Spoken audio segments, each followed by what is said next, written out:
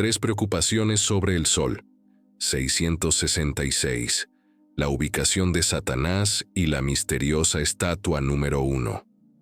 El logo de la Organización Europea para la Investigación Nuclear, conocida como CERN, es una organización intergubernamental que opera el laboratorio más grande del mundo para la física de partículas. Fundada en 1954, está ubicada en la zona de Marín, un suburbio de Ginebra, en la frontera entre Francia y Suiza. CERN está compuesta por 23 Estados miembros, siendo Israel el único miembro no europeo admitido en 2013. CERN también es miembro oficial de la Asamblea General de las Naciones Unidas. CERN es una organización internacional que facilita la investigación en física. Se han realizado múltiples experimentos en CERN a través de colaboraciones entre diversos países. La organización es famosa por albergar el Gran Colisionador de Hadrones, LHC, el colisionador de partículas más grande y de mayor energía del mundo. Además, el Sol es el lugar donde se creó la World Wide Web. El logo de CERN es una representación estilizada de las trayectorias de las partículas. Sin embargo, algunas personas creen que se asemeja al número 666, que se asocia comúnmente con la marca de la bestia. Esto es simplemente una coincidencia, pero ha generado especulación sobre la naturaleza del trabajo de CERN.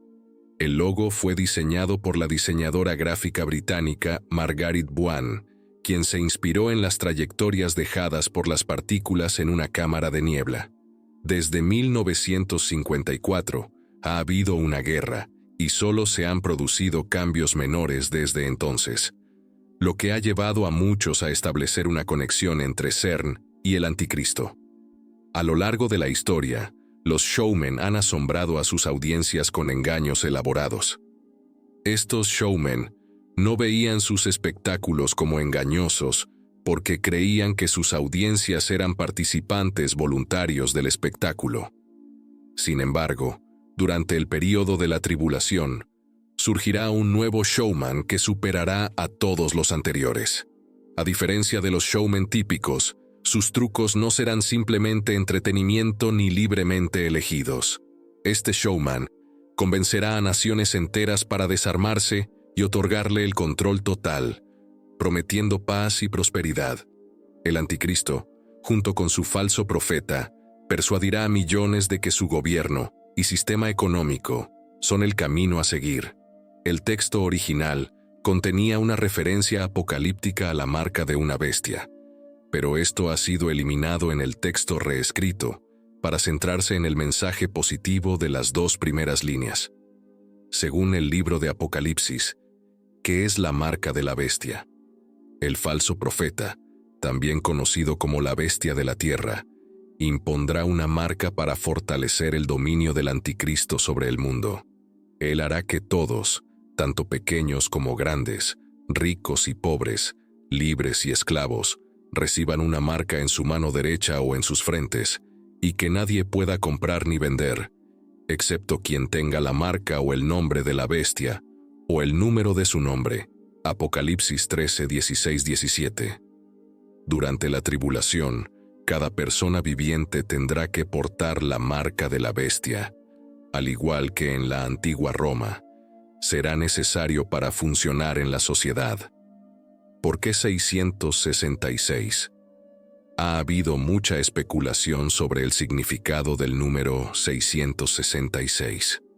Algunos creen que está relacionado con figuras bíblicas como Goliat, quien medía 6 codos de altura y llevaba 6 piezas de armadura, o con la estatua de Nabucodonosor, que medía 60 codos de altura y 6 codos de ancho, y tenía 6 instrumentos musicales. Otros han sugerido que el número se relaciona con líderes como Nerón o con otras figuras mundiales, pero todas estas ideas son meras conjeturas y no proporcionan una verdadera comprensión del significado del número.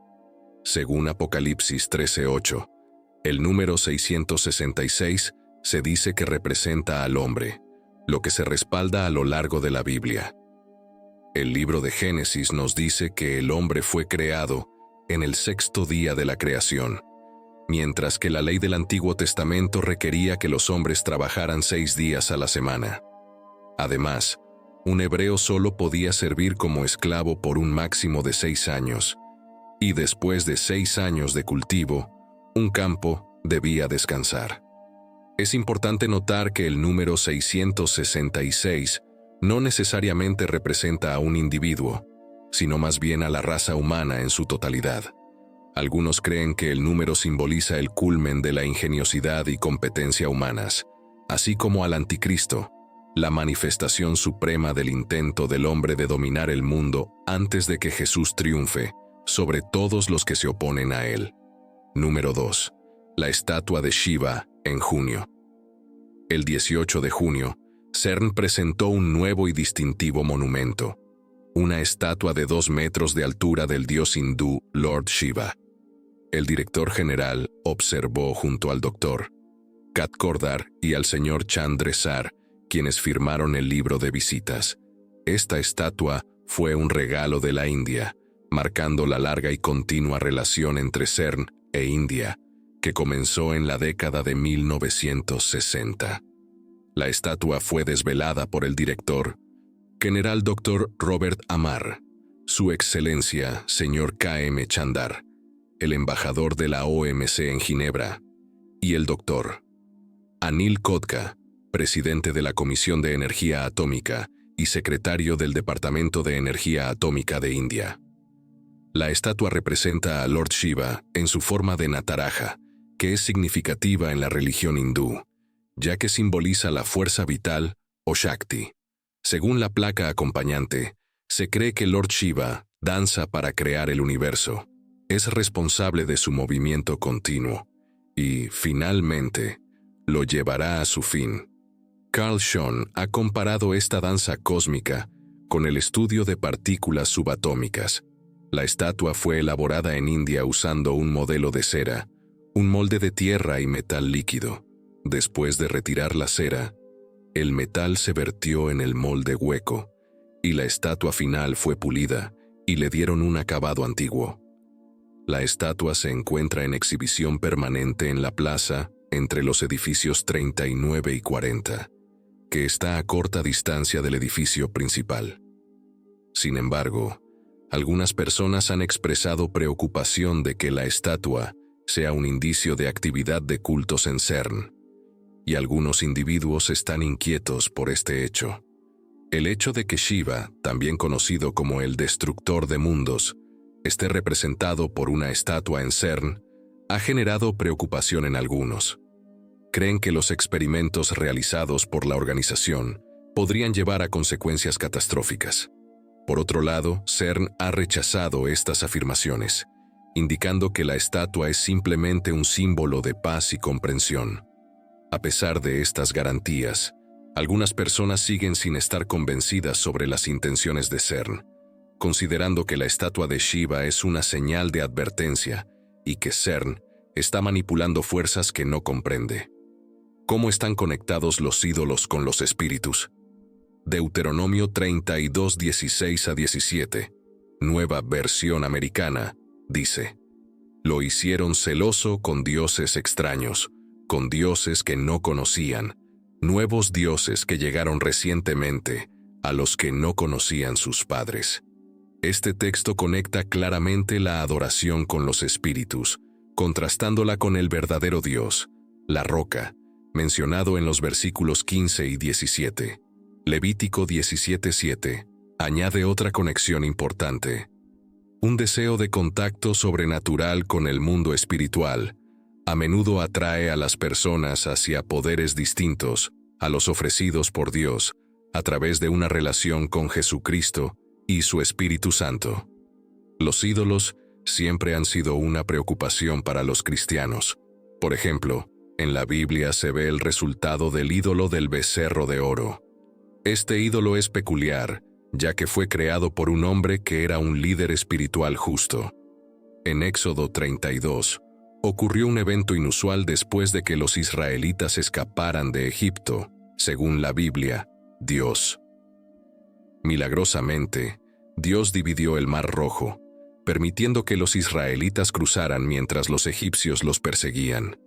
Una vez que los israelitas habían cruzado al otro lado de manera segura, Dios hizo que el mar se cerrara nuevamente, ahogando a los egipcios que los seguían. Durante la ausencia de Moisés en el monte Sinaí, donde estaba recibiendo las instrucciones de Dios durante 40 días y 40 noches, los israelitas cometieron una acción que es común en el Antiguo Testamento. Se irritaron. Moisés estuvo en la montaña por un tiempo prolongado, lo cual aparentemente fue demasiado para los israelitas.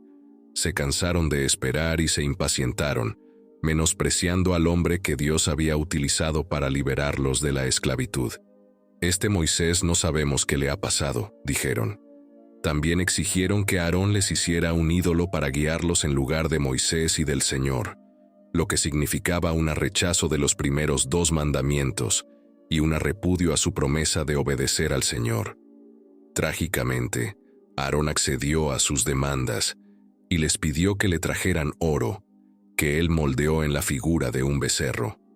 Esta decisión es significativa, ya que los egipcios y cananeos, quienes eran los habitantes originales de la tierra prometida a Israel, adoraban deidades en forma de becerro.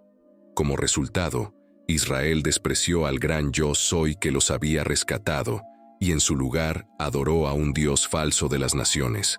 La alabanza que solo era debido a Dios fue otorgada a una estatua de oro. Aarón declaró que celebrarían una festividad en honor al Señor, y el pueblo ofreció holocaustos y ofrendas de comunión.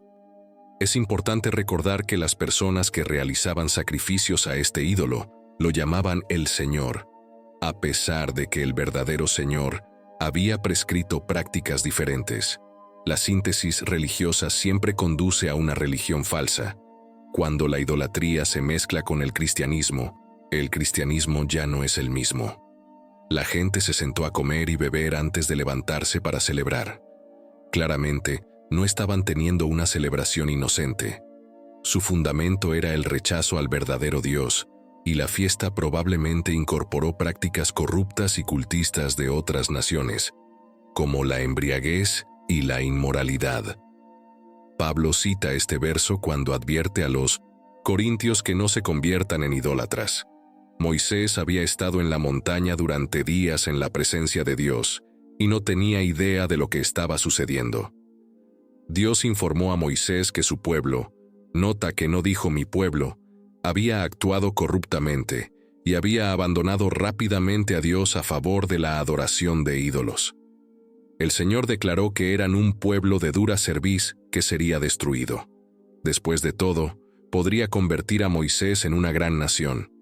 Sin embargo, Moisés no quería convertirse en el patriarca de una nueva nación sin los israelitas. En cambio, rogó a Dios que los perdonara de la destrucción.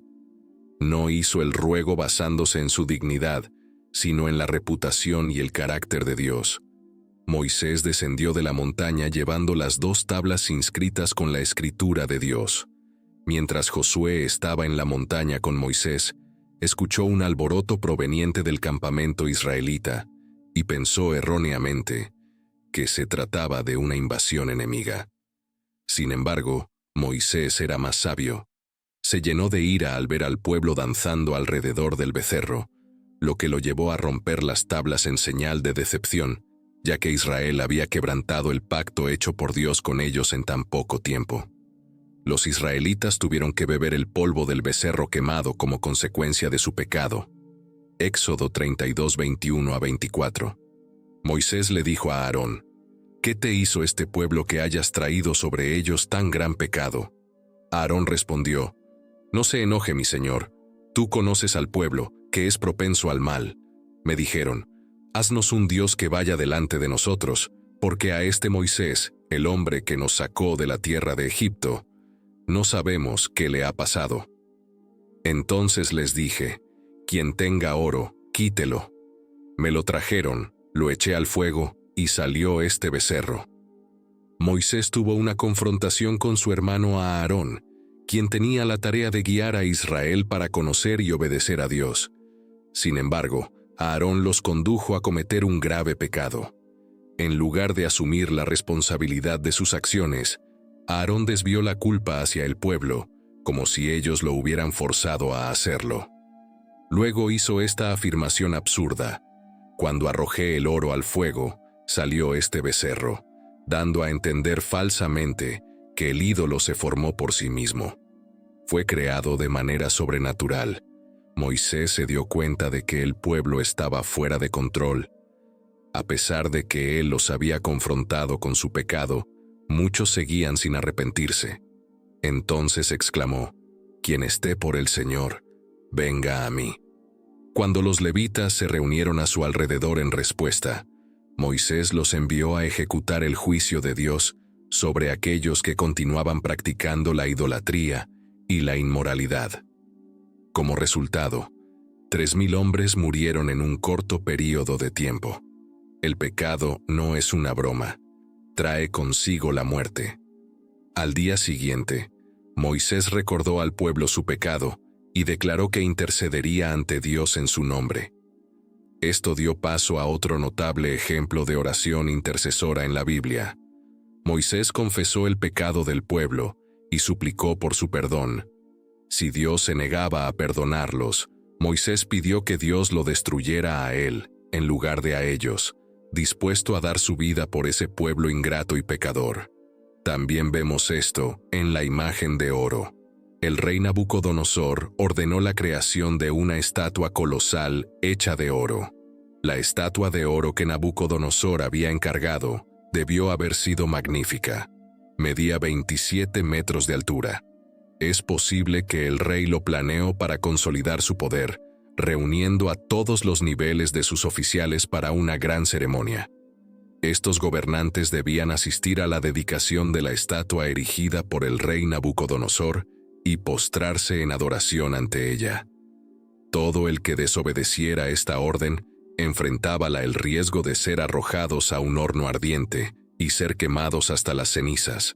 Todos obedecieron las órdenes de Nabucodonosor, porque él estaba decidido a establecerse no solo como el líder político indiscutible de Babilonia, sino también como la máxima autoridad religiosa en la ciudad, o al menos casi todos.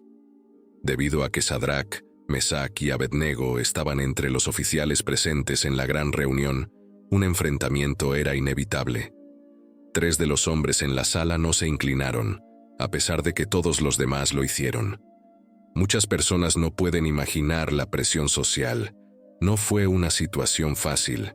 Cuando Nabucodonosor se enteró de lo que había sucedido, se enfureció de inmediato.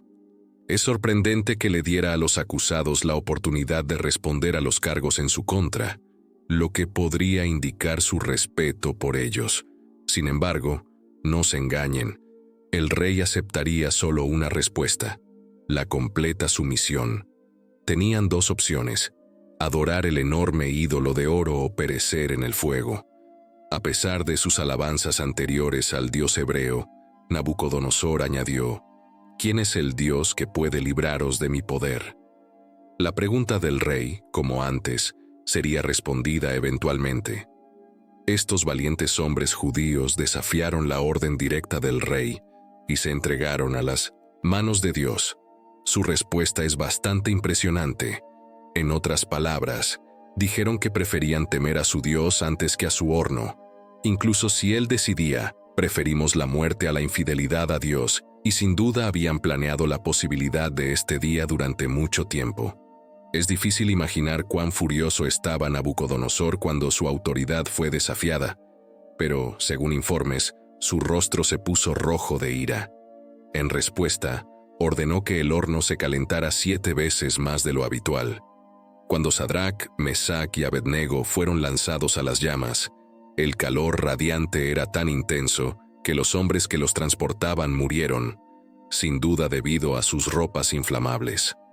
Los fieles hebreos no tenían esperanza, a menos que la esperanza misma interviniera.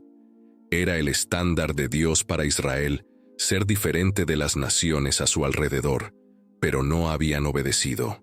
El pecado siempre duele, siempre encadena. Una razón por la cual Israel cayó ante los asirios fue la ira de Dios contra Asherá y Baal. Número 3. Es la ubicación de Satanás. Muchos teóricos han llegado a pensar que CERN es la ubicación de Satanás. ¿Qué es CERN? ¿Y por qué se cree que Satanás se encuentra aquí? Te lo diré, y también te explicaré precisamente lo que dice la Biblia. Debido a sus estrechos vínculos con Pérgamo, muchas personas creen que CERN es el lugar de Satanás, basándose en un texto del libro de Apocalipsis, en lugar de en CERN. El libro de Apocalipsis nos muestra que en un momento particular, Satanás estaba en Pérgamo. Apocalipsis 2:12-17, Nueva Versión Internacional, y al ángel de la iglesia en Pérgamo escribe: El que tiene la espada de dos filos dice esto: Conozco tu situación, donde está el trono de Satanás, y mantienes firmemente mi nombre y no has negado mi fe, incluso en los días de Antipas, mi testigo fiel, que fue asesinado entre ustedes, donde mora Satanás. Pero tengo algunas cosas contra ti, porque tienes allí a algunos que sostienen las enseñanzas de Balaam, quien enseñó a Balac a poner tropiezos delante de los hijos de Israel, para que comieran cosas sacrificadas a ídolos y cometieran inmoralidad sexual.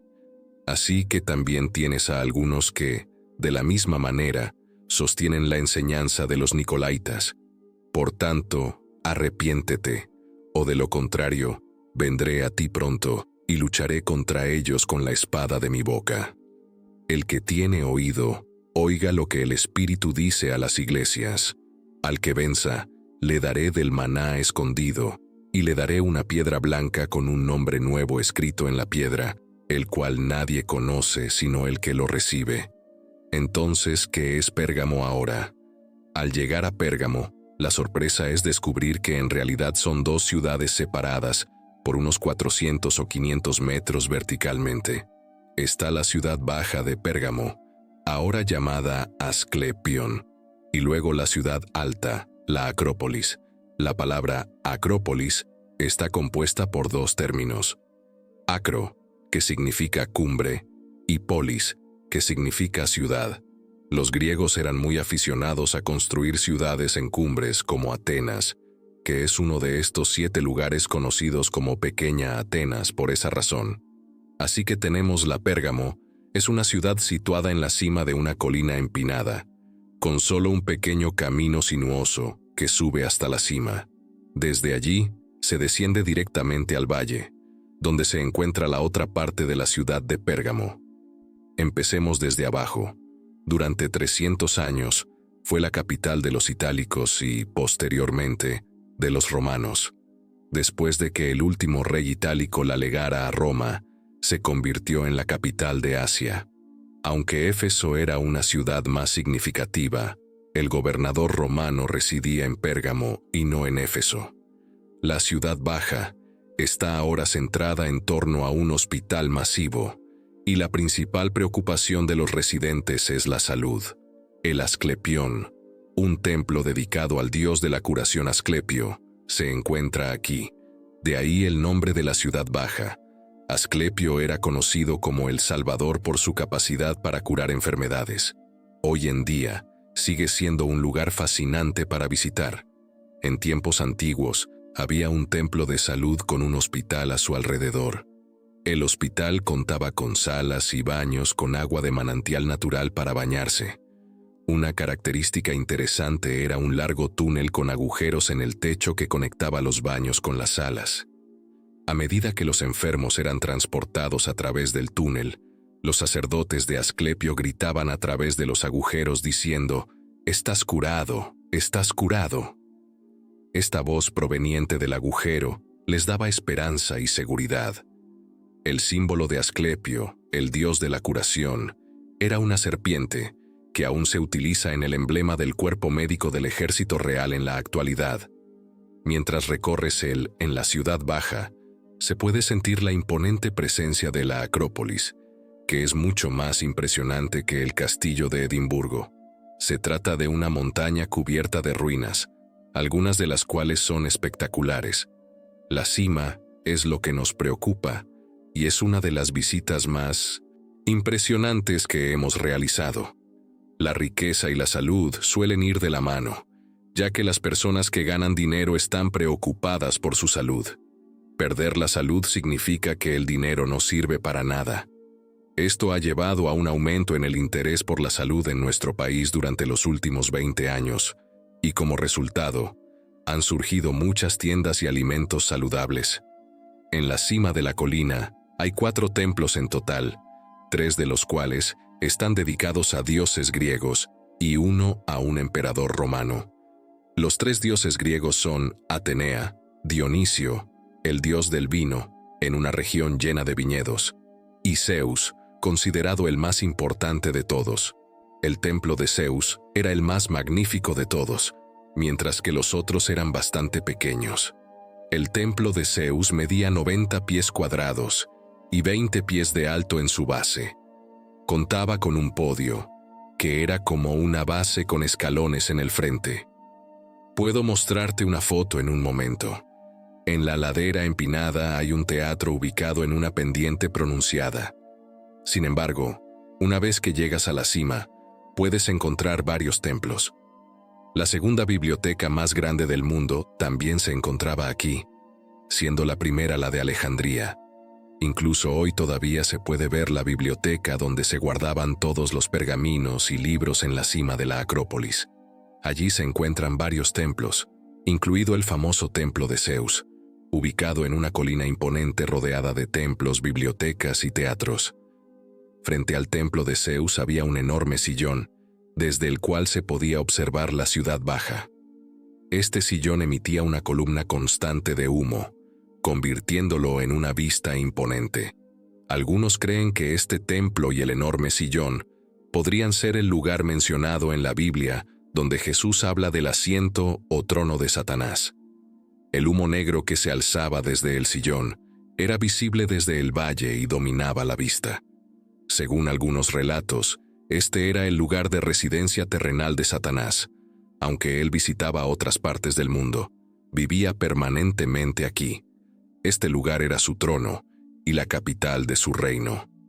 La ciudad, que una vez fue la capital de los reyes terrenales durante 300 años, ahora se erige como la capital del reino de este mundo.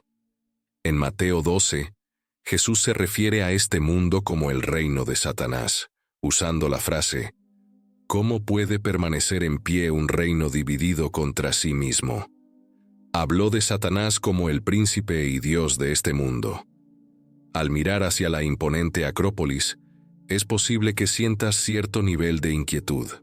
En el mismo pasaje, Jesús también dice, «Sé dónde vives», transmitiendo un sentido de vigilancia más que de ira.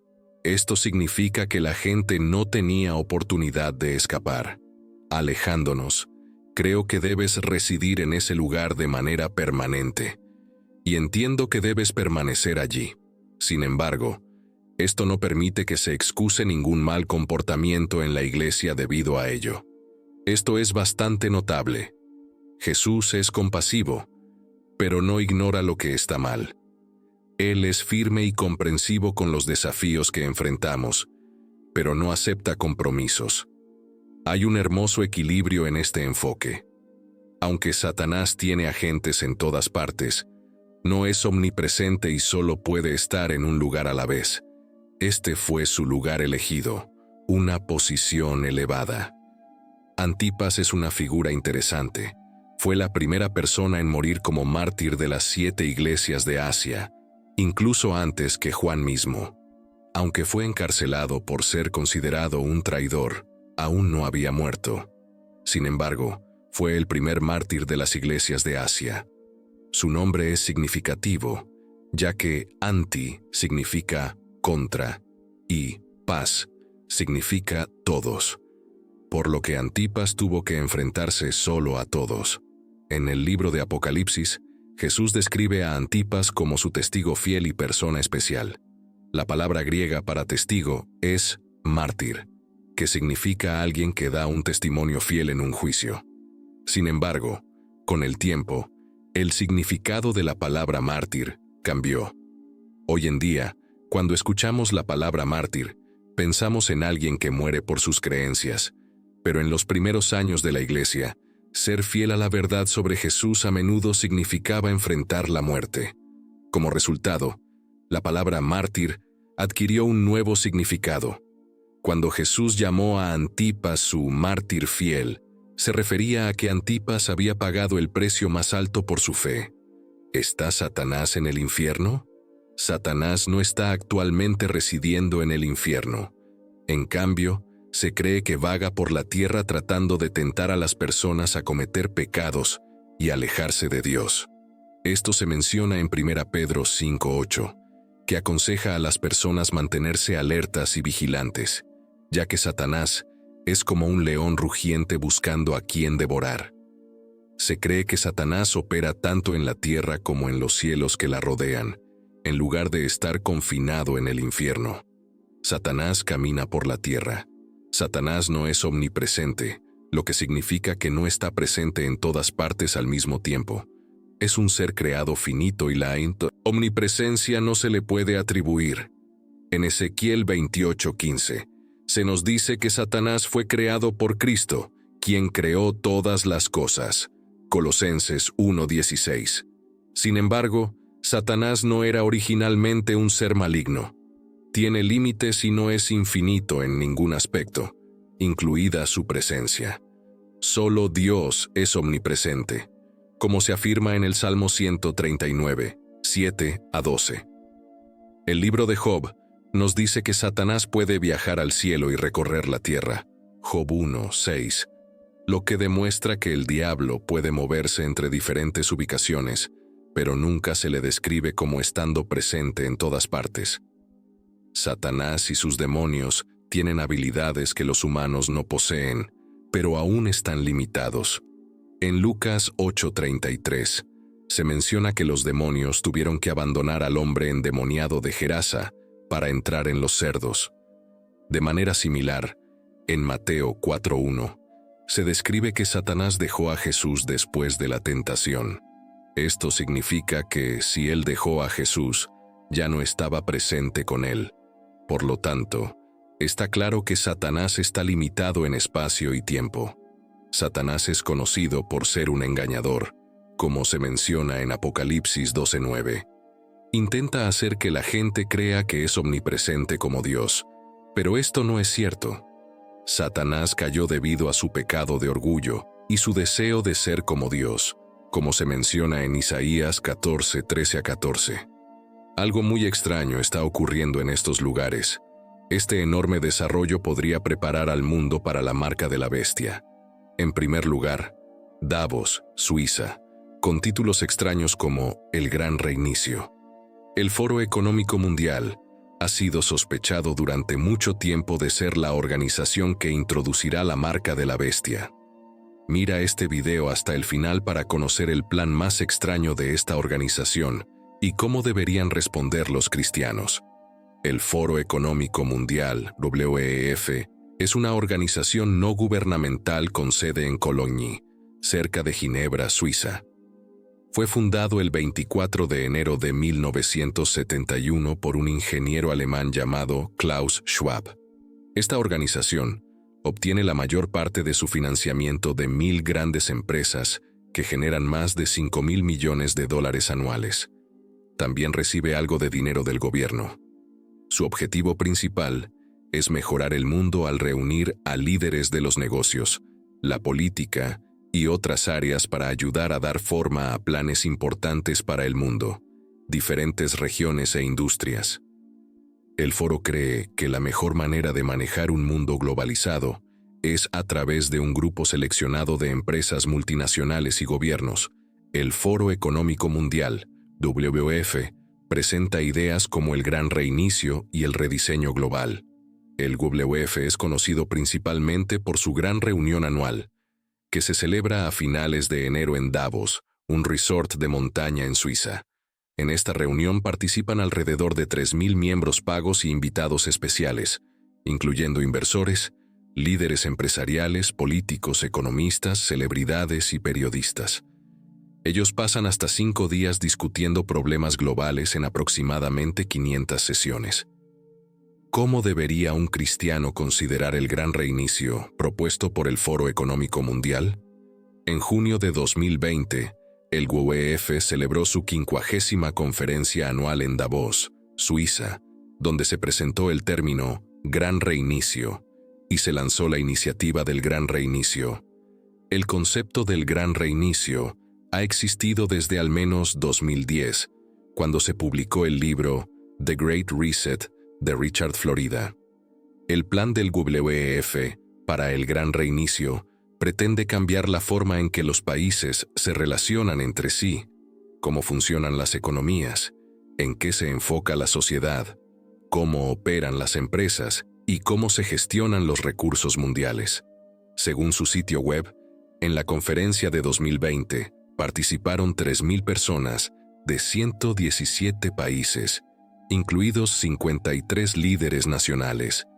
Los defensores del Gran Reinicio buscan crear un nuevo sistema global con un gran control sobre diversas áreas de la vida, lo que ha llevado a algunas personas a cuestionar si el Gran Reinicio está relacionado con el dominio del Anticristo en los tiempos finales.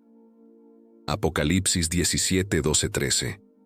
Nos dice que 10 reyes se unirán a la bestia durante la tribulación, compartiendo el poder. Luego, lucharán contra el Cordero. Versículo 14. Dado que se sabe que el reinado futuro del Anticristo será maligno, cualquier movimiento para concentrar poder económico o político podría alinearse con los planes de Satanás, sin importar cuán beneficiosos parezcan estos planes. Si se logran los objetivos del Gran Reinicio, podría conducir al establecimiento de un gobierno global, un concepto que Daniel considera como una entidad temible. Apocalipsis 17, 12 a 15.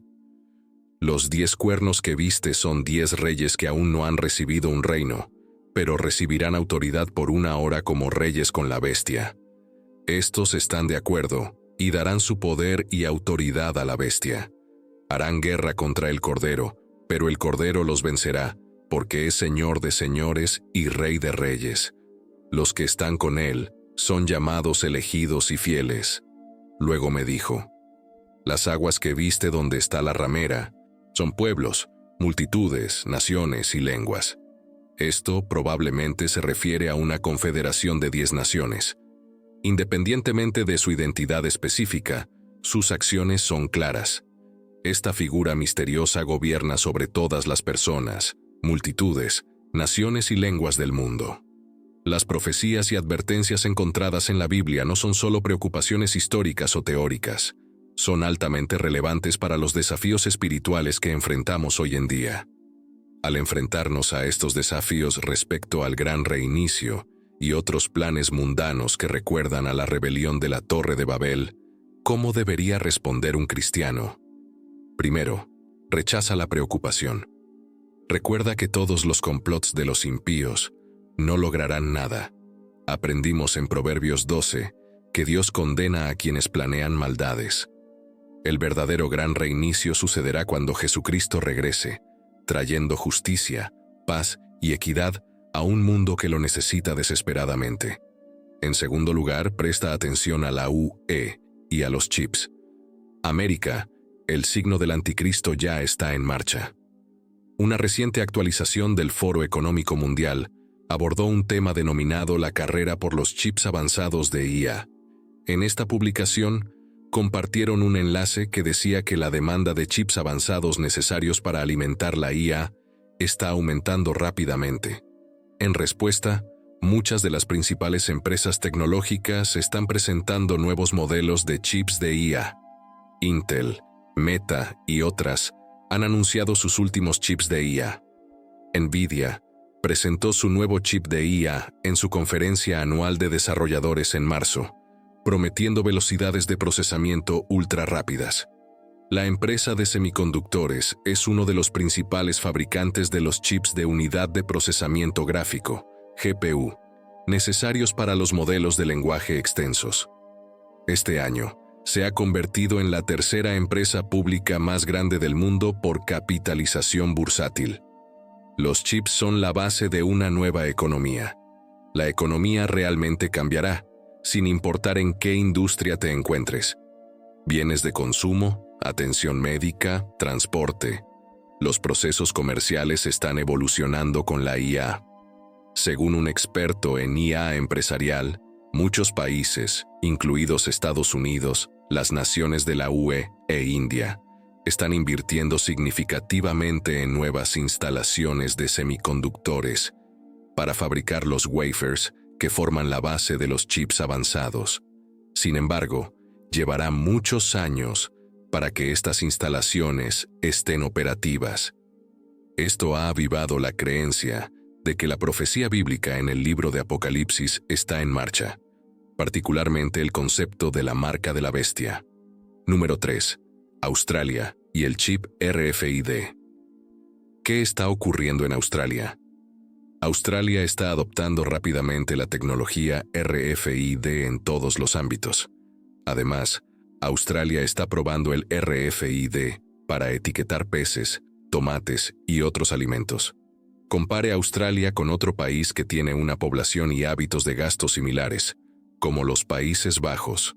Los Países Bajos son conocidos por utilizar ampliamente la tecnología RFID, especialmente en eventos deportivos como partidos de fútbol, donde utilizan tarjetas RFID y otras herramientas RFID para diversas funciones.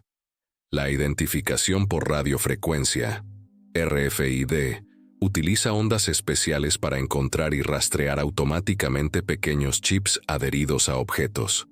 Esta tecnología ha existido durante mucho tiempo y se utiliza para diversos propósitos, como rastrear medicamentos, libros de biblioteca, automóviles, joyas, mascotas e incluso vida silvestre. RFID facilita la localización e identificación rápida de estos objetos. También se usa en llaves de automóvil que no necesitan ser giradas y para pagar con una tarjeta sin contacto. Ahora, los chips RFID están siendo implantados en personas. Las empresas han proporcionado estos chips a sus empleados para que puedan simplemente pasar la mano para abrir puertas, pagar comidas y usar la fotocopiadora. Los defensores de los chips RFID para humanos imaginan un futuro en el que no se necesite llevar una billetera o pasaporte, donde se puedan encontrar fácilmente niños y ancianos perdidos, rescatar rápidamente a personas secuestradas y los médicos puedan acceder al historial médico de un paciente al instante. La tecnología RFID está ganando popularidad en todo el mundo, pero hay preocupaciones sobre salud, tecnología y ética. Para quienes leen la Biblia, un chip RFID podría parecerse a la marca de la bestia mencionada en el Apocalipsis, especialmente ya que muchos de estos chips se colocan en la mano derecha de las personas.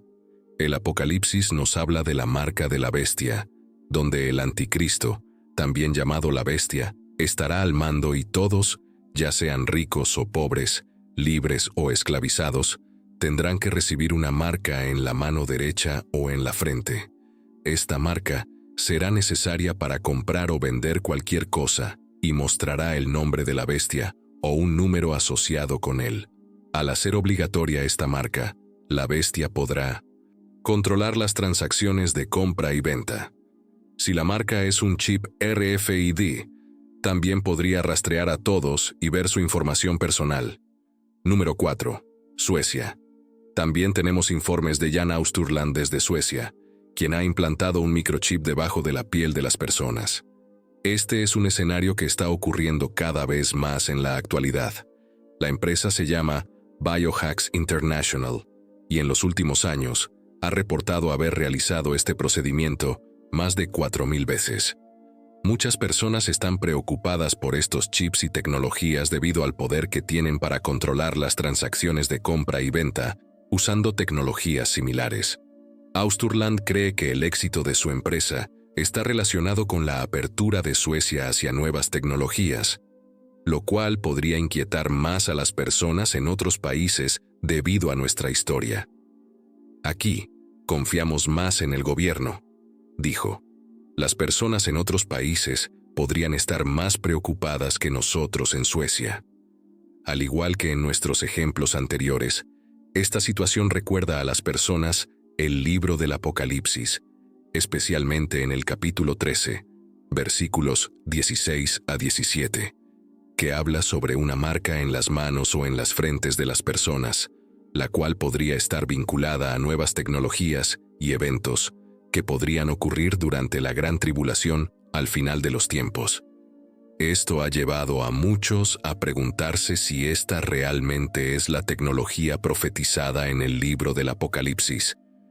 Es sorprendente pensar que el libro del Apocalipsis sea tan relevante, a pesar de haber sido escrito hace 2000 años.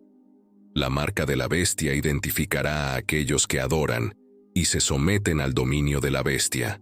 Quienes rechacen la marca serán considerados traidores y podrían enfrentar hambre o muerte inmediata si son capturados. Un erudito describe este período como una época en la que tanto el capital como el trabajo están bajo el control de un solo hombre. Aquellos fuera de este sistema serán boicoteados, incapaces de encontrar trabajo, comprar o vender bienes, lo que llevará a la bancarrota y a la desesperación. Según los pasajes bíblicos en Apocalipsis 16:2 y 19:20, la marca de la bestia es un símbolo que distingue a aquellos que adoran a la bestia que emerge del mar. El Apocalipsis nos muestra la estrategia económica de la primera bestia y de la segunda bestia en Apocalipsis 13:16 a 17, que obliga a todos, grandes y pequeños, ricos y pobres, libres y esclavos, a recibir una marca en la mano derecha o en la frente, lo que significa lealtad a la bestia.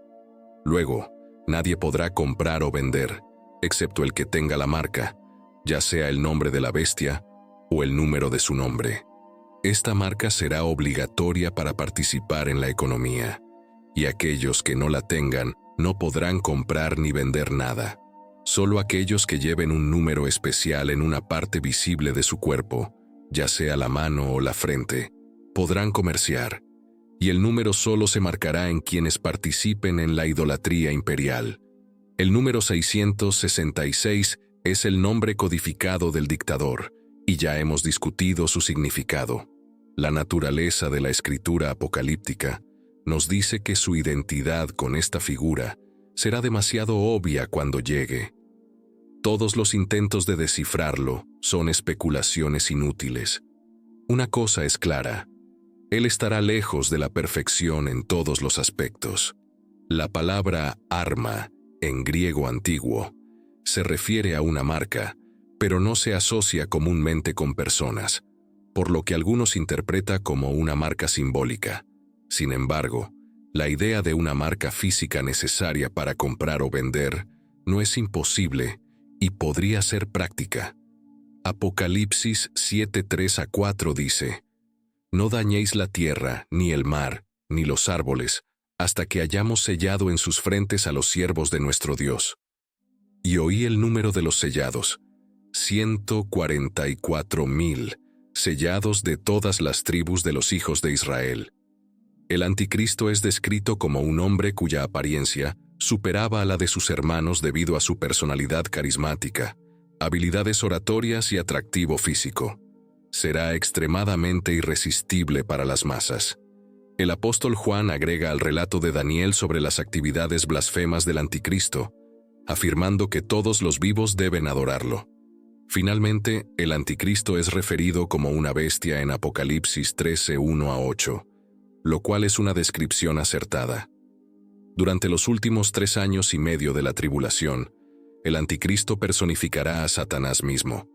2 Tesalonicenses 2:9 dice: «La venida del inicuo es según la operación de Satanás, con todo poder, señales y prodigios mentirosos».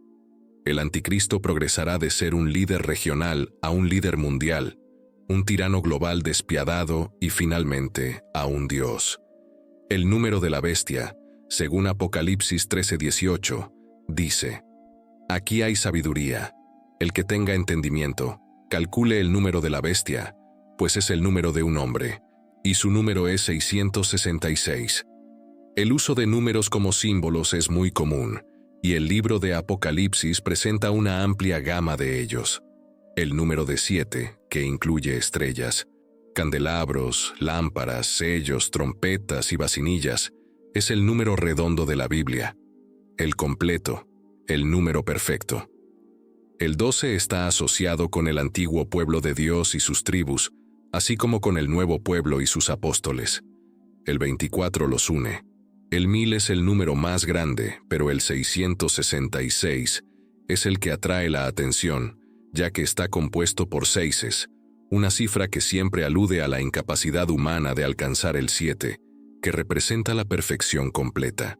Se usa aquí como una pista para la identidad del último dictador mundial antes de que Jesús reine durante 1000 años. En latín, un milenio es significativo. Es notable que el 666 es el total de todos los números romanos excepto 1. La palabra marca en la Biblia no tiene un significado especial, excepto por su vinculación con la bestia. En griego, la palabra haragma solía significar un sello o estampilla utilizado en documentos o monedas. Haragma se usaba a menudo como un sello oficial del Imperio Romano en documentos importantes durante los siglos I y II.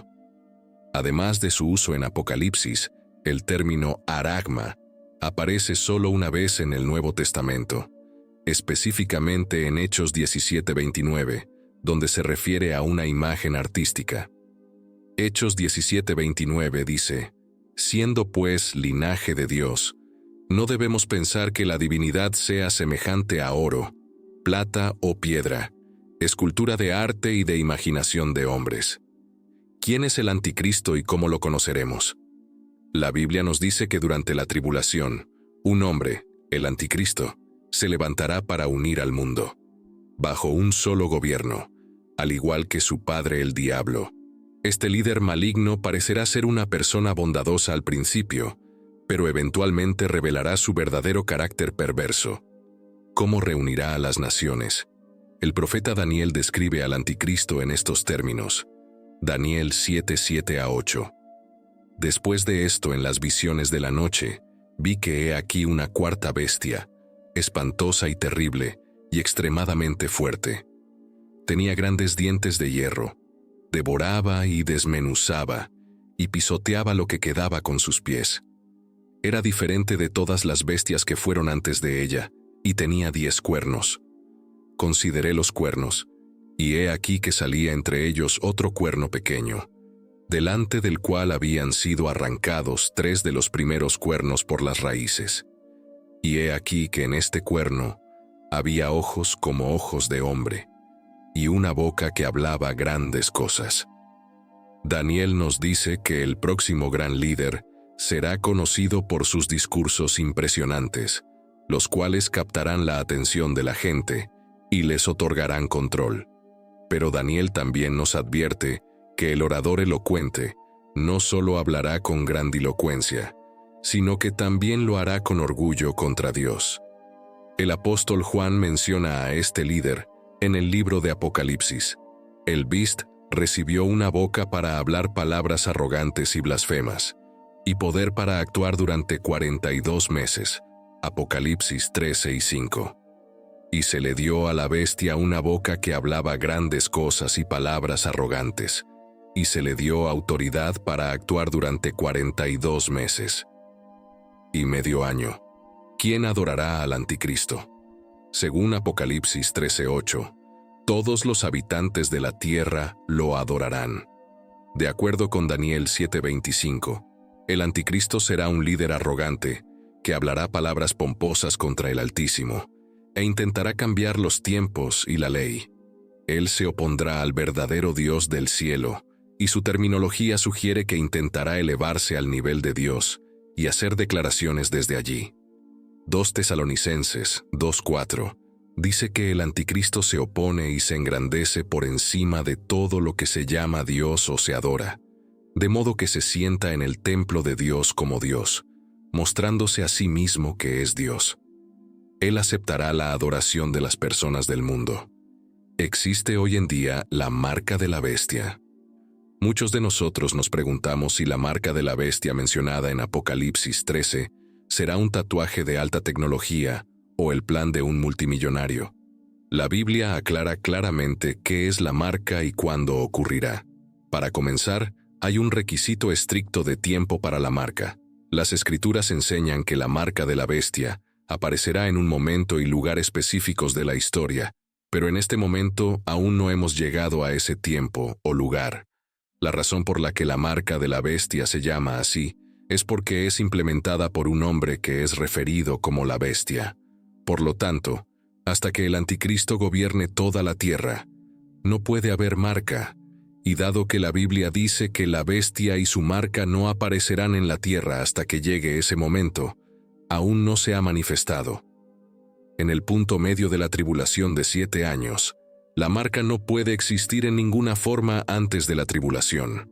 Por lo tanto, cualquier sugerencia de que una marca de la bestia existe hoy en día, en alguna forma, es simplemente una advertencia anticipada. Y ahí lo tienen. Hemos explorado aspectos fascinantes sobre la marca de la bestia y el gran reinicio desde una perspectiva bíblica. ¿Qué piensan sobre los temas que hemos tratado hoy? ¿Cómo creen que estos conceptos se relacionan con los eventos actuales? Nos encantaría saber su opinión, así que dejen un comentario abajo compartiendo lo que han aprendido y cómo esto impacta su comprensión de las profecías. Si disfrutaron del video, no olviden darle un me gusta y suscribirse a nuestro canal para no perderse futuros contenidos.